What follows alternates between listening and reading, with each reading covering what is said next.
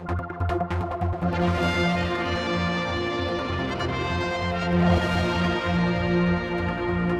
following the news the Chief Minister made in the House of Keys yesterday about this apology for the way that homosexual men were sort of hounded, I suppose, in the Isle of Man, is a good way of putting it. Well, here's a gay rights campaigner from the Isle of Man, Alan Shea. Everyone knows you, Alan. And I think you had some idea this was coming. There's been sort of hints that there was going to be some sort of apology.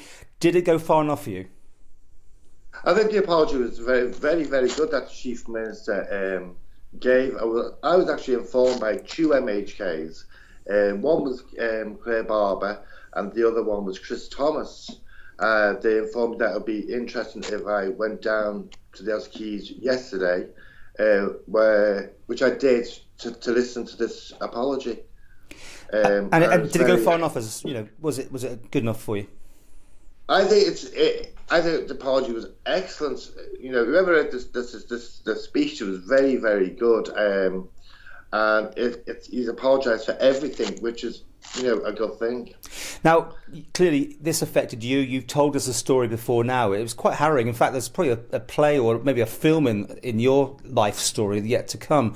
And I should point out, we've got some pictures we can run over our interview, which you've done numerous TV shows over the year.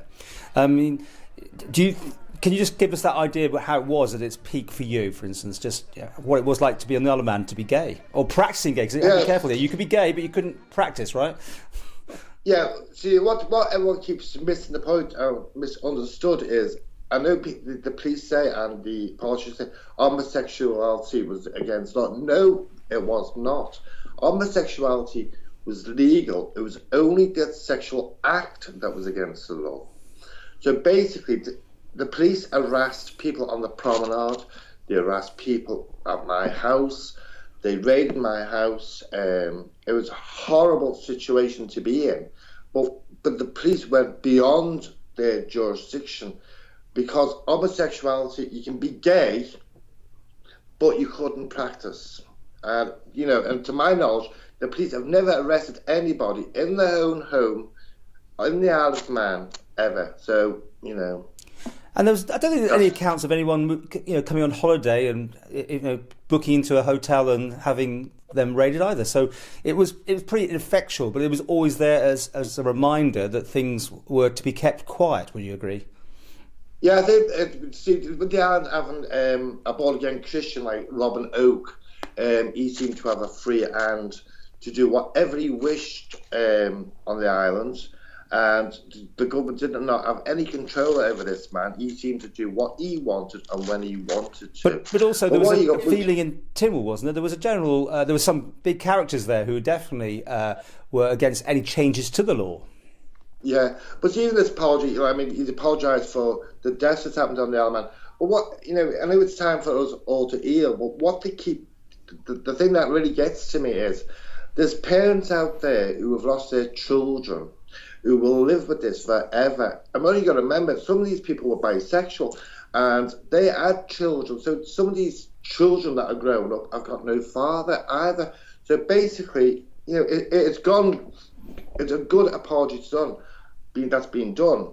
But now for these people, they've still got to live with this. Okay, well, I brought up compensation, and I didn't really, you know, there was no chance of that, according to what the Chief Minister said. Yet normally when these things happen, there's potentially that opens avenues for some redress, albeit monetary, which doesn't bring anyone's life back. I think what the families probably would love would be, you know, some form of an apology. I mean, the Chief Minister has done a good job. He's given us this apology, which is a good thing. But what I think the next step is, I do believe, and I still believe this, that the Isle of Man police have got to issue an apology too. They must apologise for their past actions, like the Chief Constable has just done. I don't know why they won't do it, but I think they still should do it.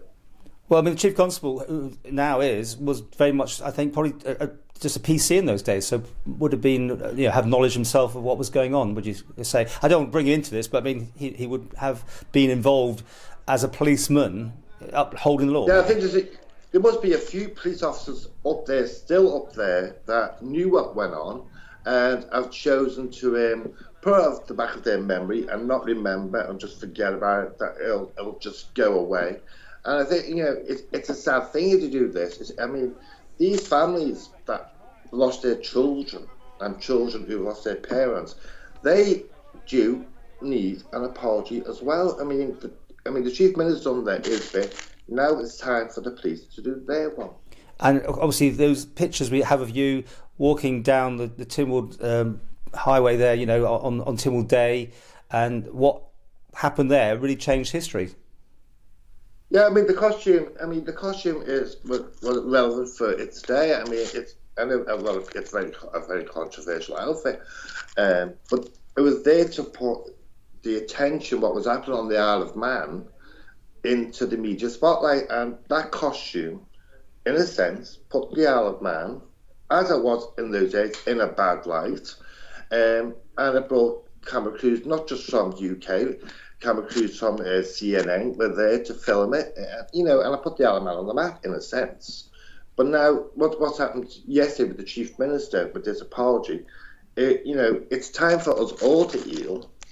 I was going to finally ask you, is there anything more you'd like to see done? There's going to be a gay pride, I think, coming soon, and that sort of thing. Do you think the Isle of Man's embraced, the whole thing about same-sex marriages and partnerships?